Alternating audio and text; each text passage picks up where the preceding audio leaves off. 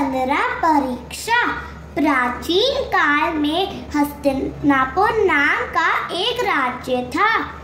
वहाँ महाराज धृतराष्ट्र राज करते थे। धृतराष्ट्र के 100 पुत्र थे जो कौरव कहलाते थे। धृतराष्ट्र के सबसे बड़े पुत्र का नाम दुर्योधन था।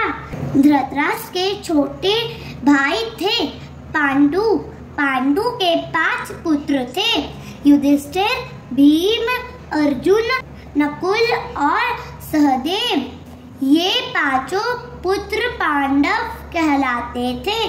पांडवों और कौरवों में युधिष्ठिर सबसे बड़े थे। सभी राजकुमार गुरु द्रोणाचार्य से शिक्षा प्राप्त करते थे। गुरु द्रोणाचार्य समय समय पर उनकी परीक्षा लिया करते थे।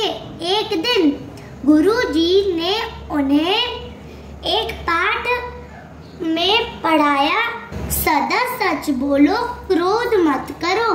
गुरुजी ने सभी राजकुमारों से कहा कि वे अगले दिन पाठ याद करके आएं। सभी राजकुमार पाठ याद करने लगे। उन्होंने पाठ का एक एक शब्द याद कर लिया। अगले दिन गुरुजी ने राजकुमारों को बारी बारी से बुलाकर पाठ सुनाने को कहा। राजकुमारों ने पाठ का एक एक शब्द रटा रटाया सुना दिया। केवल युधिष्ठिर ने ही आधा पाठ सुनाया और कहा, गुरुजी, मुझे अभी पूरा पाठ याद नहीं हुआ है। युधिष्ठिर की बात सुनकर गुरुजी बोले, कोई बात नहीं, बाकी का आधा पाठ कल सुना देना। अगले दिन गुरुजी ने युधिष्ठिर से बाकी का पाठ सुनाने को कहा, लेकिन युधिष्ठिर पाठ न सुना सके। गुरुजी ने शांत भाव से कहा, कल पाठ अवश्य सुना देना।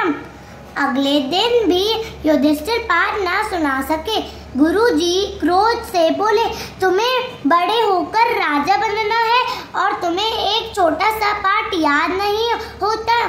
युधिष्ठिर ने उत्तर दिया, गुरुजी, आपने पढ़ाया था कि क्रोध मत करो। मैंने बहुत प्रयत्न किया, किंतु अब भी मुझे क्रोध आ ही जाता है। इसलिए मैं यह कैसे कह सकता हूँ कि पाठ मुझे याद हो गया है। युधिष्ठिर का उत्तर सुनकर गुरुजी ने उसे गले से लगा लिया। युधिष्ठिर के सिर पर हाथ रखते हुए वे बोले, पुत्र, तुम परीक्षा में सफल हुए। केवल तुम्ही ने पाठ का अच्छी तरह से समझा है। पाठ याद करने का अर्थ पाठ को रटना नहीं है। पाठ याद करने का अर्थ है उसे समझना और उसमें दी गई सीख पर अमल करना। पुत्र, मुझे विश्वास हो गया है कि तुम सचमुच राजा बनने के योग्य हो। महाभारत का युद्ध समाप्त होने के बाद युधिष्ठिर हस्तिनापुर के राजा बने। वे सदा सच बोलते थे और किसी पर क्रोध नहीं करते थे। सभी उनका सम्मान करते थे। Thank you.